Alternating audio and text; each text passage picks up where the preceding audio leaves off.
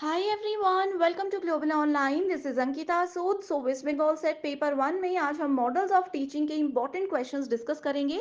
इन questions के साथ मैं आपको एक्सप्लेनेशन भी देने वाली हूं ताकि आपको पता चलता रहे कि जो आप पढ़ रहे हो उसमें से कैसे लेवल के क्वेश्चंस पेपर में पूछे जाते हैं।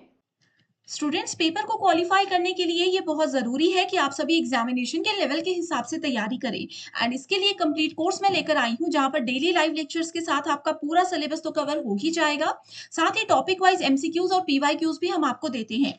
नोट्स बनाने में बच्चों का बहुत समय बर्बाद होता है, इसीलिए आपको यहाँ पर हम पीडीएफ नोट्स देते हैं जिसकी मदद से आप बहुत अच्छे से पढ़ाई कर सकते हो बिना अपना समय बर्बाद किए। साथ ही फुल सिलेबस मॉक टेस्ट है जो कि बहुत इंपॉर्टेंट है आपकी रिविजन के लिए एंड ये 5000 एमसीक्यू क्वेश्चन बैंक में से मैं आपको गारंटी देती हूँ कि पेपर 1 में 50 में से 35 प्लस क्वेश्चंस आपको यहाँ से जरूर देखने को मिलेंगे। न्यू बैच हमारा कमिंग मंडे से स्टार्ट होने वाला है। इस बैच के लिए और पूरी इंफॉर्मेशन के लिए आप या तो गिवन नंबर्स पर कांटेक्ट कर सकते हैं या फिर कुछ फ्री कंटेंट के लिए भी आप ग्लोबल ऑनलाइन ऐप को डाउनलोड कर सकते हो ताकि आपको पता चल जाए कि कैसा ये कोर्स है और कैसे हम आपको सर्विसेज प्रोवाइड करवाते हैं। सर्च बार में कोर्स को सर्च कीजिए, कंटेंट पर जाओगे तो English Hindi bilingual separate courses आपके सामने आ जाएंगे जहां पर आपको यूनिट वाइज फोल्डर्स मिल जाते हैं। इसका ये फायदा है कि आप चाहो तो किसी भी यूनिट में एमसीक्यूज या थ्योरी के जरिए अपनी तैयारी शुरू कर सकते हो एंड यकीन रखिए ये बहुत इंपॉर्टेंट कोर्स है जो कि आपको एग्जाम में बहुत अच्छा स्कोर करने में मदद कर सकता है। फर्स्ट क्वेश्चन है Schumann's model is an example of which type of teaching model? So Schumann model किस चीज से जुड़ा है, किस मॉडल को बेसिकली ये फॉलो करता है, ये पूछा गया है। फर्स्ट ऑप्शन है personal basis model, behaviour altering model, information development model या फिर सोशल इंटरेक्शन मॉडल। सो देखिए स्टूडेंट, Schumann's मॉडल जो होता है ये बेसिकली फोकस करता है किसी भी तरीके की इंफॉर्मेशन को प्रोसेस करने की या फिर इंफॉर्मेशन को डिलीवर करने की। स्पेशली ये एनहांस्ड लर्निंग के बेस पर काम करता है। अब मैंने जैसे आपको बताया कि इंफॉर्मेशन को डेवलप एंड उसको प्रोसेस करना, तो इसका सही आंसर डायरेक्टली होगा information development model, that is option number 3। बाकी के ऑप्शंस भी देख लेते हैं। पर्सनल बायस मॉडल जो होता है ये किसी भी पर्सन के पर्सनल रिलेशनशिप जो होते हैं उस पर फोकस करता है, जैसे कि टीचर और स्टूडेंट के रिलेशनशिप की जब बात की जाए तो वो पर्सनल बेसिस मॉडल होता है। Then we have behaviour altering model. ये स्टूडेंट के बिहेवियर को ऑल्टर यानी कि स्टूडेंट के बिहेवियर को मॉडिफाई और उनको चेंज करने पर फोकस करता है, जैसे कि पनिशमेंट के दौरान बच्चों का क्या बिहेवियर हो सकता है, इन सब चीजों पर ये फोकस करता है। नेक्स्ट है सोशल इंटरेक्शन मॉडल। ये मॉडल बेसिकली सोशल इंटरेक्शन जैसे कि लर्निंग है, ग्रुप वर्क है, डिस्कशन है, इन सब चीजों पर मेजर फोकस रखता है। तो आई होप इस क्वेश्चन से आपके सभी ऑप्शंस बिल्कुल क्लियर हो गए हैं। Which of the following curriculum development models come under technical scientific model? Okay, आप लोगों से यहाँ पर टेक्निकल साइंटिफिक मॉडल के अंदर कौन कौन सी चीजें आती है ये पूछा है। तो पहला है open classroom model, Taba's model, Weinstein and Fantini model and Rogers model of interpersonal relationship. सबसे पहले हम ओपन क्लासरूम मॉडल की बात करते हैं। ये एक ऐसा एजुकेशनल अप्रोच होता है जो कि फोकस करता है स्टूडेंट सेंट्रिक लर्निंग पर एंड फ्लेक्सिबल और कोलेबरेटिव लर्निंग के बारे में ये हमें बताता है। अगला है हमारे पास टाबास मॉडल। टाबास मॉडल जो है ये आपका आता है टेक्निकल साइंटिफिक मॉडल के अंदर। सही आंसर है ऑप्शन नंबर 2। नेक्स्ट अगर हम लोग बात करें टाबास मॉडल की, टाबास मॉडल बेसिकली 6 फैक्टर्स के ऊपर काम करता है, जैसे कि एक पर्सन का, एक स्टूडेंट का एक्सटर्नल फैक्टर क्या है, उनके ऑब्जेक्टिव्स क्या हैं, कंटेंट क्या है, टीचिंग की क्या क्या स्ट्रेटेजीज को ये फॉलो करते हैं, देन टीचिंग लर्निंग के एक्सपीरियंसेस को ये इस पर मेजर फोकस रखता है। साथ ही वैल्यूएटिव मेजर्स जो होते हैं, मूल्यांकन के लिए जो इंपॉर्टेंट पॉइंट्स होते हैं उन पर भी टाबास मॉडल फोकस करता है। तो आपने ये याद रखना है कि टाबा मॉडल आपका टेक्निकल साइंटिफिक मॉडल है जिसमें कि बेसिकली 6 इंपॉर्टेंट फैक्टर्स होते हैं जो इस पर काम करता है। Next is there are 4 successive parts of Robert Glaser's basic teaching model. Robert Glaser ने 4 पार्ट्स में अपने टीचिंग मॉडल को डिवाइड किया था, हमें उनको फाइंड आउट करना है।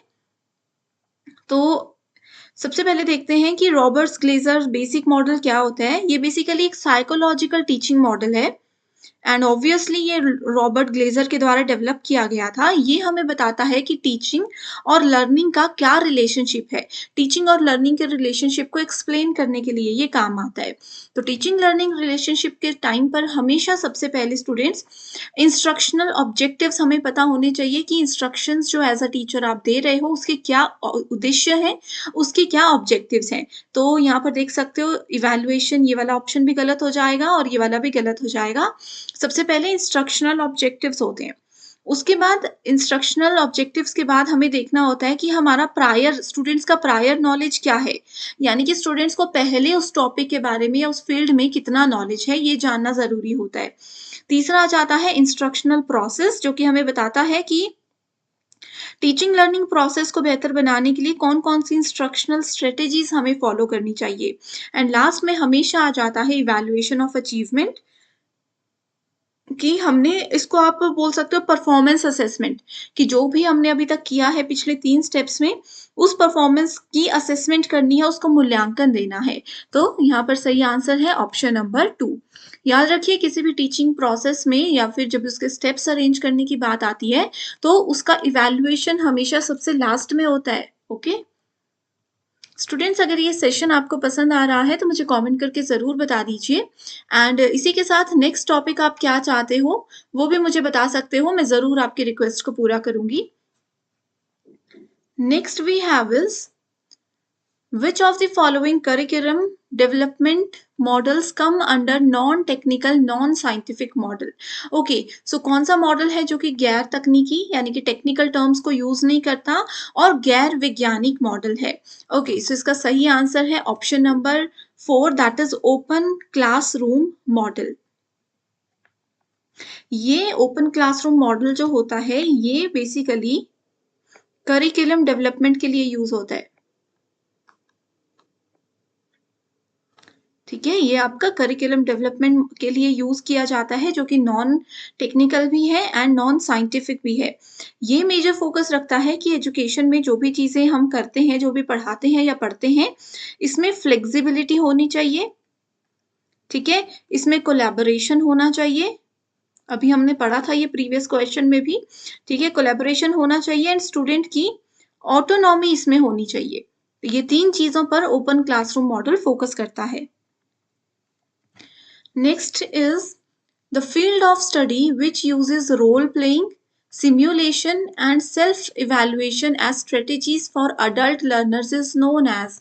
आपको बताना है कि वो कौन सा ऐसी एक टीचिंग स्ट्रेटेजी है, लर्निंग स्ट्रेटेजी है, जिसमें कि रोल प्लेइंग पर मेजर फोकस रखा जाता है। जो भी स्टूडेंट्स हैं वो खुद को इवैल्यूएट करते हैं, ठीक है, खुद का मूल्यांकन भी करते हैं और सिम्युलेशन यानी कि अनुकरण भी करते हैं। ऑप्शंस हैं पेडागॉजी, एंड्रागॉजी, एथनोबोलॉजी या फिर साइकोलॉजी। तो इस क्वेश्चन का सही आंसर है ऑप्शन नंबर 2, दैट इज एंड्रागॉजी। बहुत इंपॉर्टेंट टर्म्स हैं, इनको हम डिटेल में देखते हैं। देखिए, पेडागॉजी पे पहले फोकस करेंगे। पेडागॉजी का मतलब होता है art and science of teaching.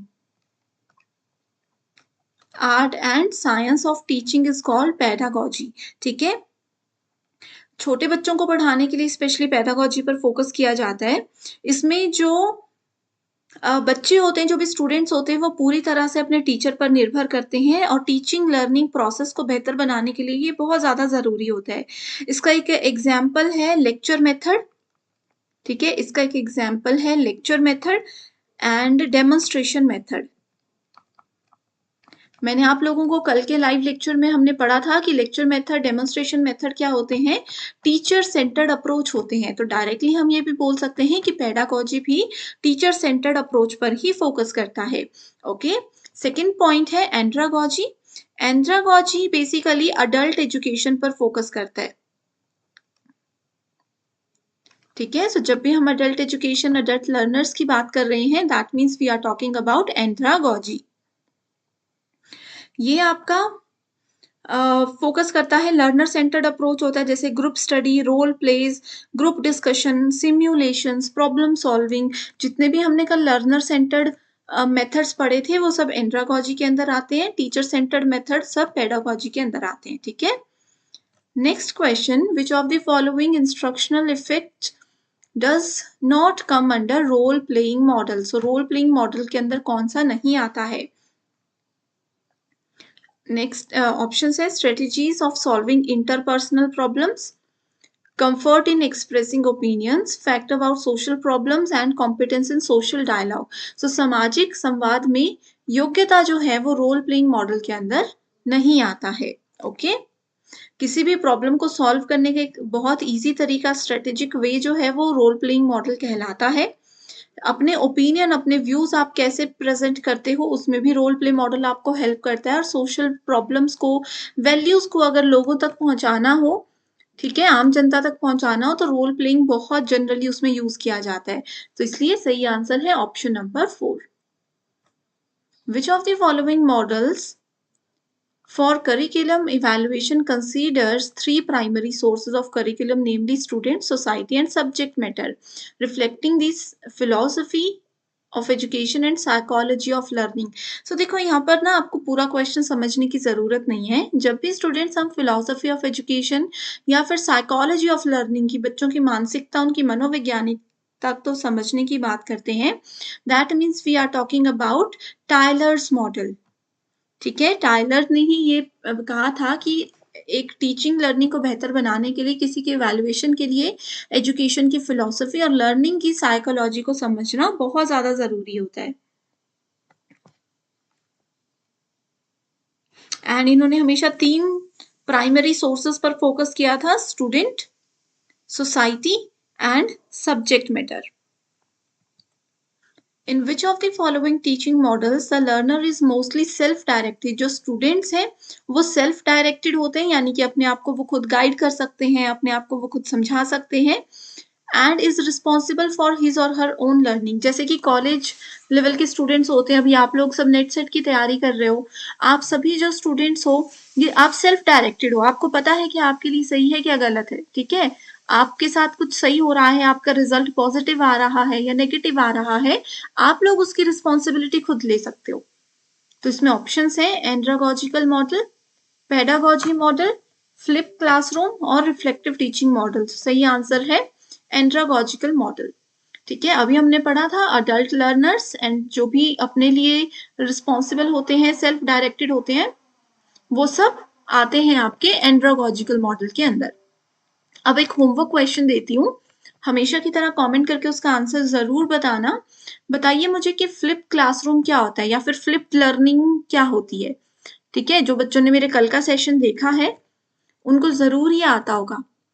ठीक है, और जिनको नहीं पता वो भी मुझे कमेंट करके बता सकते हो, मैं इस पे जो वीडियो बनी है उसका लिंक आपके साथ शेयर कर दूंगी। नेक्स्ट है विच of the following curriculum development models come under technical scientific model? So technical scientific model के अंदर टाबास मॉडल आता है, ओपन क्लासरूम मॉडल आता है एंड गुडलैंड्स मॉडल आता है। ये वाला जो क्वेश्चन है इसको अच्छे से समझ लीजिए, ये टेक्निकल साइंटिफिक मॉडल के पॉइंट्स ना जाने कितनी बार एग्जामिनेशन में पूछे गए हैं, तो ये आप सबके लिए बहुत ज्यादा जरूरी है। In which model of collaborative learning the main purpose is to develop listening skills in students? So कौन सा ऐसा मॉडल है जो कि स्टूडेंट की लिसनिंग स्किल्स यानी कि सुनने की कौशलता पर मेजर फोकस रखता है, उसको इम्प्रूव करने के लिए रिस्पॉन्सिबल है? Circle of voices, problem solving, fish ball strategy या फिर जिगसॉ स्ट्रेटेजी? सो इसका सही आंसर है फिश बॉल स्ट्रेटेजी। राइट, सो ये स्ट्रेटेजी में क्या होता है, जो छोटे छोटे ग्रुप्स बना दिए जाते हैं बच्चों के, 5 से 6 स्टूडेंट्स का मान लीजिए स्मॉल ग्रुप इस तरीके से बना दिया जाता है एंड इन लोगों को एक टॉपिक दे दिया जाता है, कुछ भी कॉन्सेप्ट दे दिया जाता है और ये क्या हो गया, एक सर्कल बन गया, इसको फिश बॉल कहा जाता है। ठीक है, अब ये 5-6 बच्चे एक पर्टिकुलर टॉपिक पर डिस्कस करेंगे जो इनको दिया गया होगा, और बाकी की जो क्लास है, मान लीजिए बाकी के 40 स्टूडेंट्स जो हैं क्लास में, वो क्या करेंगे, इस सर्कल को, इस बॉल को ऑब्जर्व करेंगे, ये लोग क्या बात कर रहे हैं, क्या डिस्कशन हो रहा है, सही व्यूज दे रहे हैं या नहीं, सही डिस्कशन चल रही है या नहीं, ये सब चीजों को ऑब्जर्व करेंगे। तो फिश बॉल में ये वाला जो सर्कल है 5 बच्चों का, इसको इनर सर्कल बोला जाता है एंड जो बाहर वाले बच्चे हैं जो पार्टिसिपेट नहीं कर रही है 5-6 लोगों के अलावा, वो सब एक्सटर्नल सर्कल के कैटेगरी में आते हैं एंड इसमें बोलने का अधिकार सिर्फ ये इनर सर्कल के स्टूडेंट्स को ही होता है।